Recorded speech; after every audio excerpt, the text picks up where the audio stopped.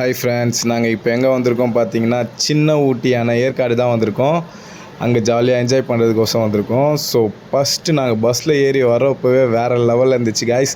அந்த வளைவு நலைவுலாம் ஒரு மாதிரி ரோலர் கோஸ்டரில் போனால் எப்படி இருக்கும் அந்த மாதிரி இருந்துச்சு காய்ஸ்.